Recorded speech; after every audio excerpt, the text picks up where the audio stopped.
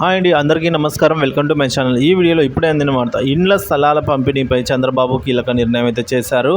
So ఆ నిర్ణయాన్ని గురించి పూర్తి సమాచారం ఈ వీడియోలో తెలుసుకుందాము. వీడియోని ఎక్కడే కానీ స్కిప్ చేయకుండా ఎండ్ వరకు చూడండి, అప్పుడే పూర్తి ఇన్ఫర్మేషన్ అర్థమవుతుంది.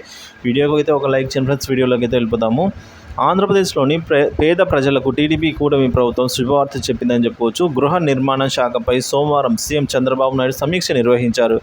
మంత్రి పార్థసారథితో కలిసి ఆయన గృహ నిర్మాణ శాఖ మీద సమీక్ష జరిపారు. ఈ సందర్భంగా సీఎం నారా చంద్రబాబు నాయుడు పలు కీలక నిర్ణయాలు తీసుకున్నారండి. ఎన్నికల సమయంలో ఇచ్చిన హామీని నెరవేరుస్తూ ఇళ్ల స్థలాల పంపిణీలో చంద్రబాబు శుభవార్త ఇదే చెప్పారు.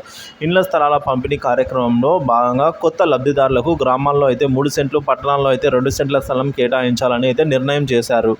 కొత్త లబ్ధిదారులకు ఈ విధానం అమలు చేస్తున్నట్లుగా ఏపీ గృహ నిర్మాణ శాఖ మంత్రి కొలుసు పార్థసారథి అయితే ఈ మేరకు వెల్లడించారండి. అయితే గత వైసీపీ ప్రభుత్వంలో ఇళ్ల పట్టాల కోసం భూ సేకరణ జరిపి లేఅవుట్లు వేసింది.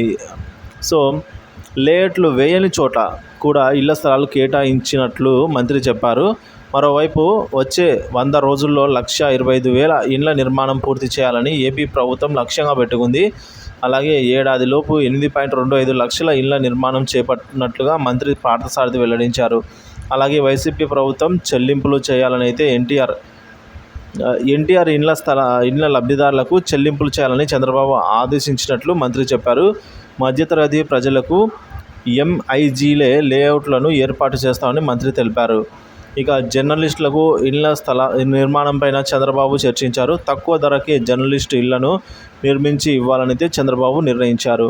మరోవైపు ఆగస్టు 2వ తేదీన ఏపీ మంత్రివర్గ భేటీ కానుందండి. ఉదయం 11 గంటలకు సచివాలయంలోని మొదటి బ్లాక్లో ఏపీ మంత్రివర్గ సమావేశం జరగనుంది.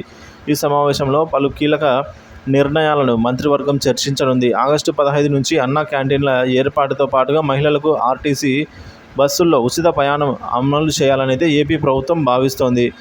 ఇక 100 అన్న క్యాంటీన్ల సెంటర్లు ప్రారంభంతో పాటుగా ఉచిత బస్సు ప్రయాణ హామీపై అమలుపై అయితే మంత్రివర్గంలో చర్చించే అవకాశం ఉంది. అలాగే పేదలకు 3 సెంట్ల ఇండ్లు స్థలానికి కూడా ఏపీ మంత్రివర్గం ఆమోదం తెలిపే అవకాశాలు అయితే ఎక్కువగా కనిపిస్తున్నాయండి.